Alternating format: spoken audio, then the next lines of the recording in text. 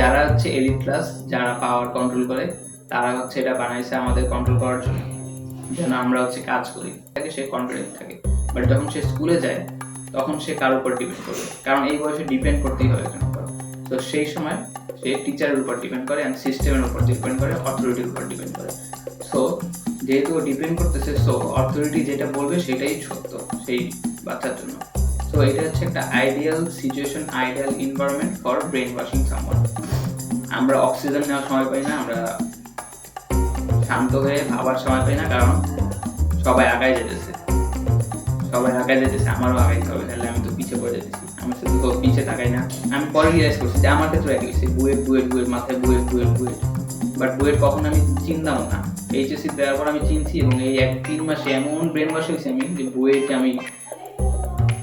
আমার একটা কি বলবো আইডল হয়ে গেছে না, বুয়েটে আসতে হবে, বুয়েটে পূজা করা শুরু করতে হবে। যাই হোক, ইনডাইরেক্টলি পূজাই করে সবাই বুয়েটে অ্যাডমিশন টাইমে। হ্যালো এভরিওয়ান, আমার নাম ন্যাথানিয়েল। আমি এভিয়েনিক্স ইঞ্জিনিয়ারিং করতেছি aviation and aerospace university of বাংলাদেশে। আর আজকে হচ্ছে আমি এডুকেশন সিস্টেম, স্কুল, ওভারঅল আমার কিছু চিন্তা শেয়ার করতে চাই। সো প্রথমে যদি বলা যায় যে আমি ইঞ্জিনিয়ারিং করতেছি, বাট আমি জানি না আমি কেন করতেছি, বা হঠাৎ মানে যদি এটা নিয়ে কিছুক্ষণ ভাবা যায় তাহলে মনে হয় যে হঠাৎ করে আমি কি স্কুলে ছিলাম, হঠাৎ করে এখন আমি ইঞ্জিনিয়ারিং ইউনিভার্সিটি করতেছি, এত কঠিন জিনিস পড়তেছি, বাট কেন করতেছি? হয়তো আমার ড্রিম ছিল, হয়তো আমার প্যাশন ছিল, হয়তো আমি এইচএসসিতে ভালো করছি, এই জন্য পরে আমি এখানে চান্স পাইছি অ্যাডমিশনে, হয়তো প্রেশার ছিল, প্রেশারের কারণে আমার ইঞ্জিনিয়ারিং করতে হয়েছে, যে কোনো একটা হইতে পারে, হয়তো অনেকে রিলেট করতে পারতেছে আমার সাথে। বাট ছোটোবেলা থেকে কখন আমার এডুকেশন সিস্টেম, যে আমাদের সিস্টেম পড়াশোনা করার, সেই সিস্টেম আমার কখনই ভালো লাগতো না। যে PSC, JSC, SSC, HSC admission, তারপরে এইভাবে যাইতে হবে তোমার, তারপরে এখান থেকে একটা নিতে হবে, সায়েন্স ভালো, কমার্স খারাপ, আর্টস আরও খারাপ, এই সিস্টেমগুলা। তারপরে ছোটোবেলা থেকে আমার কখনো স্কুলে যেতে ভালো লাগতো না, ঘন্টার পর ঘন্টা, সকাল থেকে দুপুর বিকাল পর্যন্ত এই জেলখানার মধ্যে আমার ভালো লাগতো না কখনোই। বাট স্টিল আমি এই সিস্টেমের মধ্যেই ছিলাম, সিস্টেম থেকে আমরা বেরোতে পারিনি কেউই। সো আমার যেটা মনে হয় যে এই সিস্টেম, স্কুলে যে পড়াশোনা করার সিস্টেম, এটা হচ্ছে আমাদেরকে কন্ট্রোল করার জন্য, ব্রেন ওয়াশ করার জন্য ক্রিয়েট করা হয়েছে। এটা আমার কয়েকদিন ধরে মাথায় ঘুরতেছে, তাই আমি ভিডিও করতেছি। যারা হচ্ছে এলিট ক্লাস, যারা পাওয়ার কন্ট্রোল করে, তারা হচ্ছে এটা বানাইছে আমাদের কন্ট্রোল করার জন্য, যেন আমরা হচ্ছে কাজ করি। কারণ সবাই যদি এলিট ক্লাস হয়, সবাই যদি নিজের ড্রিম ফলো করে, সবাই যদি নিজের বস হয়, সবাই যদি লিডার হয়, তাহলে হচ্ছে স্লেভ কারা হবে, কাজ কারা করবে? সবাই যদি ফ্যাক্টরি দেয়, তাহলে ফ্যাক্টরি থেকে কাজ করবে, রিক্সাকে চালাবে বা জব কে করবে না, চাকর কে হবে, চাকরি কে করবে? সো দ্যাটস ওয়াই স্কুল হচ্ছে আমাদের এই মেন্টালিটি আমাদের ক্রিয়েট করতেছে, আমার যেটা মনে হয়। কারণ ছোটোবেলায় আমাদের জিজ্ঞেস করা হয় what is your dream job. So শুরু থেকে যদি বলি, স্কুল, একজন ছেলে বা মেয়ে যখন 4 বা 5 বছর বয়স 12 করে, সে হচ্ছে স্কুলে যায়। এই সময় ওর থাকা উচিত ছিল ওর ফ্যামিলির সাথে।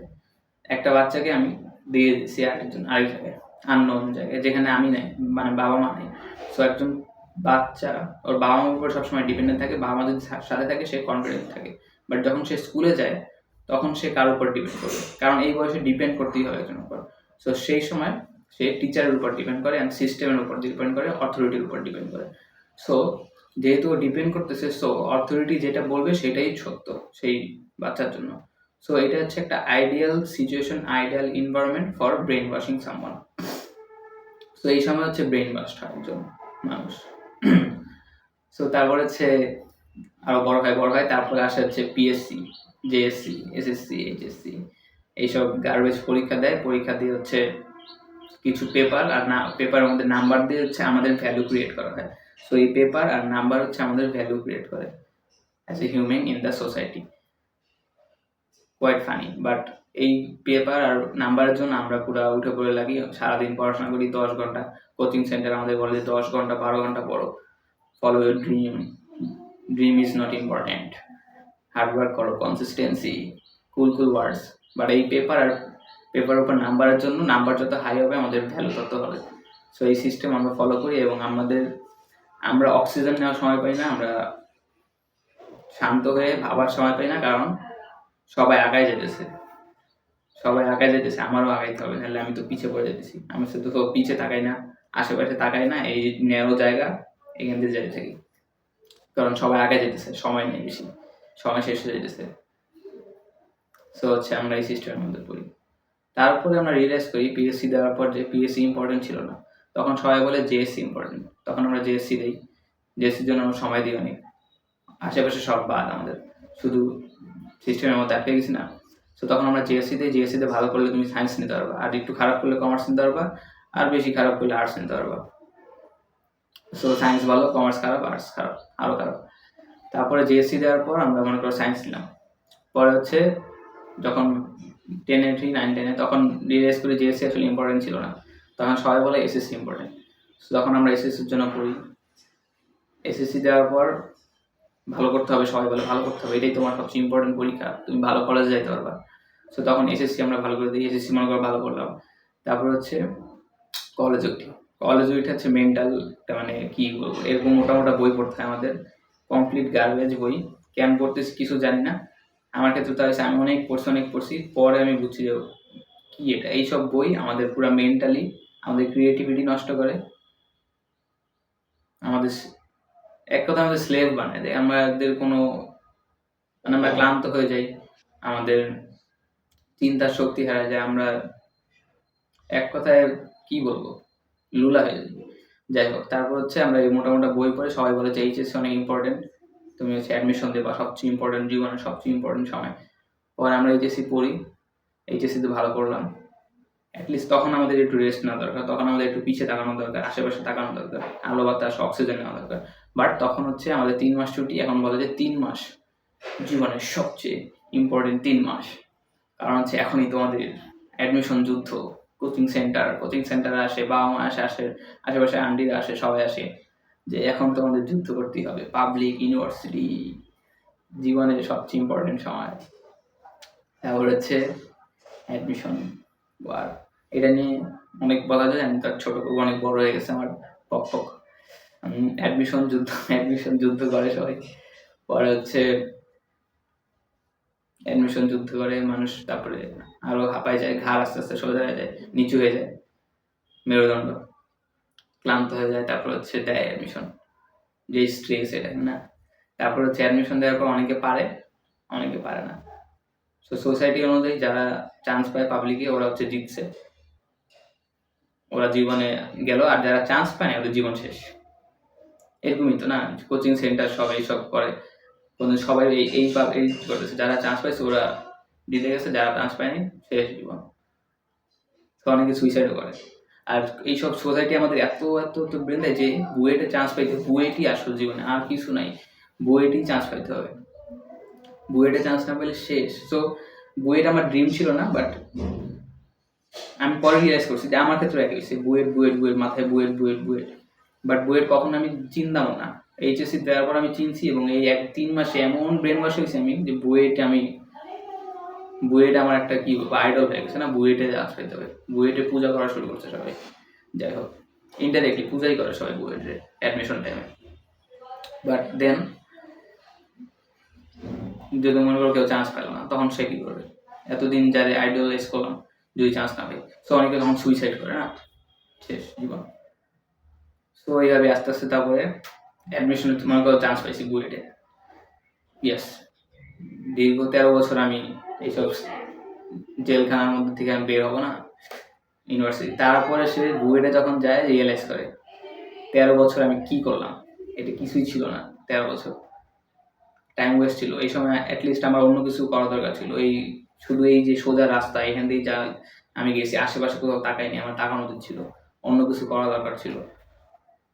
বাট তখন শেষ 13 বছর, তোমার মেরুদণ্ড নেমে গেছে, তুমি ক্লান্ত, লুলা। তারপরে ইউনিভার্সিটি, বুয়েট, আচ্ছা ঠিক আছে, তাও মেন্টালি ব্রেন ওয়াশ, যেহেতু একটু সামনে থাকে এখন, বুয়েটে পড়তেছি, তখন রিয়েলাইজ করে যে এখনো আরো অনেক পড়া না, ইউজলেস পড়াশোনা। কারণ বুয়েটে যাওয়ার পর সে রিয়েলাইজ করে যে আসলে ইঞ্জিনিয়ারিং করা তার ড্রিমই ছিল না আসলে কখনো, ইঞ্জিনিয়ারিং কখনো তার ভালো লাগতো না। কিন্তু যখন সে ইঞ্জিনিয়ারিং যতক্ষণ সে পায় নাই, তখন সে ফ্যান্টাসি ছিল না, এখানে আমি পড়বো, রোবট বানাবো, বাট তারপরে সে রিয়েলাইজ করে আসলে এটা ওর জন্য না, বাট তখন দেরি হয়ে গেছে। তো তখন ওর নিয়ে থাকতে হবে, কারণ ও সিস্টেমের মধ্যেই আছে, সিস্টেম থেকে বেরিয়ে হয়নি কখনো। তারপরে শেষ ওয়েট করে, তারপরে জব খোঁজে, জব পায় না, পাইলেও পায়, তারপরে সে জব করে, তারপরে সে চাকরি করে, চাকর হয়। এটি খুবই নেগেটিভ ছিল। এখানে একটা ছবির কথা মনে পড়তেছে, ছবিটা আঁকি আমি।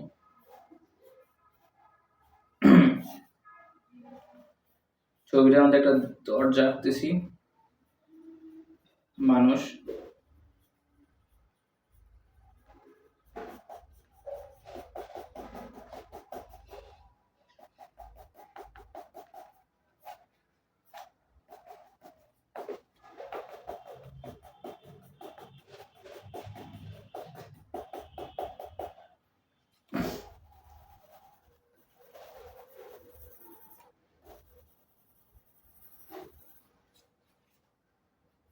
তো আঁকলাম, মাত্র একটু মনে হলো, দেখা যাচ্ছে নাকি জানি না। সো এই যে আমাদের দরজা দেখানো হয়, সো কল্ড সাকসেসের দরজা, সবাই এখানে যায় যায়। শুরুতে অত প্রেশার থাকে না, যত আস্তে আস্তে যায় আমরা জানি যে ফিজিক্স অনুযায়ী যত ডিপে যাব তত প্রেশার বাড়বে, ইকুইভ্যালেন্ট। সো এই যে যাইতেছে আরো প্রেশার বাড়তেছে। সো এই দরজা দিয়ে বেরোয়, আসলে দরজা, তারপরে বলা হয় এই দরজা দিয়ে বেরিয়ে সাকসেস পয়েন্ট। সেই দরজা দিয়ে আসলে কিছুই থাকে না, অন্ধকার থাকে। আমার যেমন না, আমরা আশেপাশে তাকাই না, আশেপাশে আসলে অনেক সৌন্দর্য থাকে। এই পৃথিবী অনেক সুন্দর, পৃথিবীতে সব কিছুই দেওয়া আছে আমাদের জন্য, অ্যাবান্ডেন্স, সব এক্সট্রা দেওয়া আছে, আমাদের যা লাগবে তার চেয়ে বেশি দেওয়া আছে এই পৃথিবীতে, সৌন্দর্য আছে, সব কিছু আছে, বাট আমরা সেটা কখনো দেখিও না।